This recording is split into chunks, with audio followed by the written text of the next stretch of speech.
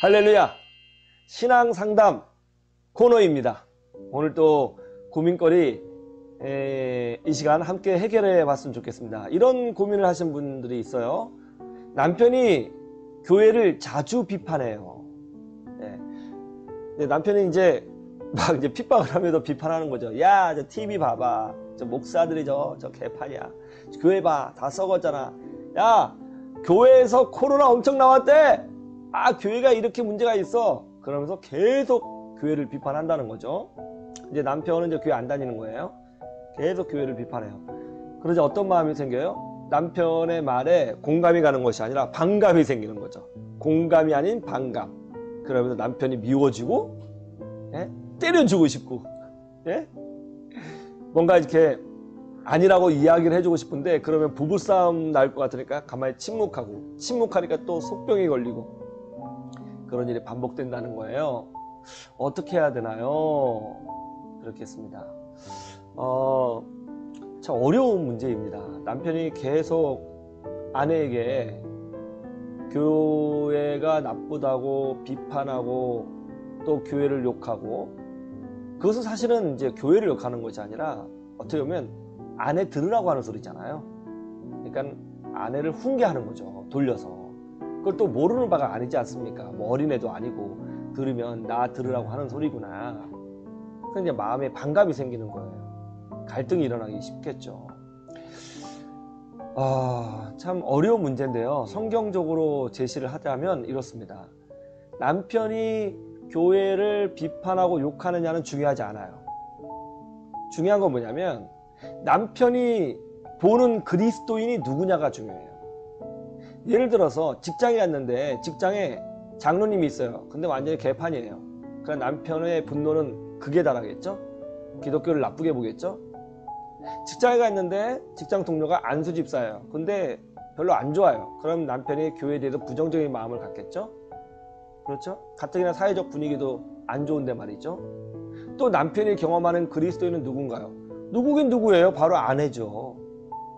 남편이 만나는 그리스도인, 남편이 가장 가깝게 경험하는 그리스도인은 다른 사람이 아니라 바로 아내예요. 근데 아내가 사랑이 없어요. 아내가 그리스도인답지 못해요. 그러면 남편은 더 맹렬하게 기독교를 비판할 수밖에 없는 거죠. 뭔가 욕구 불만이 있을 때 더 그렇게 하겠죠. 그래서 아내된 분들은 그것을 염두에 두고 남편으로 대하는 것도 굉장히 중요하지만, 한편으로는 한 명의 인격체와 그 인격체를 마주 대하고 있는 그리스도인으로서의 사명감을 가지고 남편을 대하는 것도 굉장히 중요해요. 보통 많은 사람들이 약간 착각하고 있는 게 뭐냐면 가정생활을 그냥 가정생활이라고 생각하는 것 같아요. 그러나 그리스도인들은 가정생활이 아니에요. 그리스도인은 가정에 파송받은 작은 선교사예요. 선교사.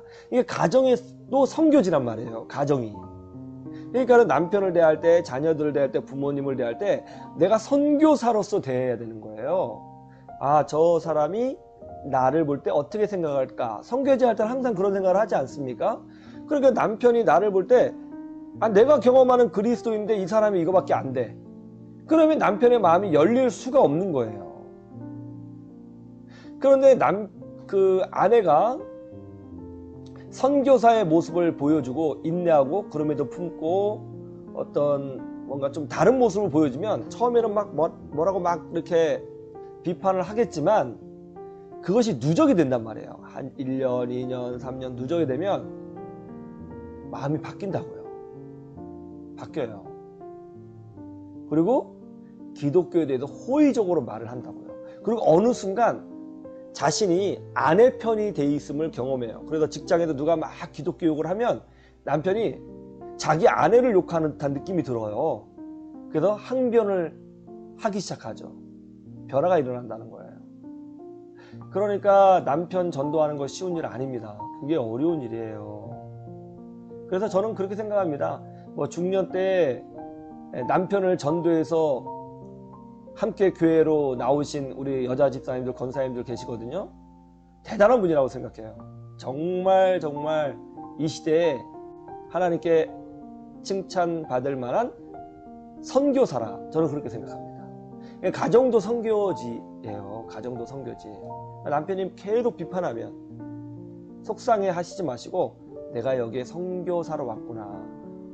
우리 외국에 선교 갈 수 있잖아요. 동남아라든가 이슬람권이라든가 남미, 아프리카로 선교를 가면 그분들 처음부터 기독교에 대해서 마음을 열겠어요? 적대적이거든요. 그런데 어떻습니까? 적대적이었던 그분들이 마음을 열고 그리스도를 받아들이고 교회를 받아들이잖아요.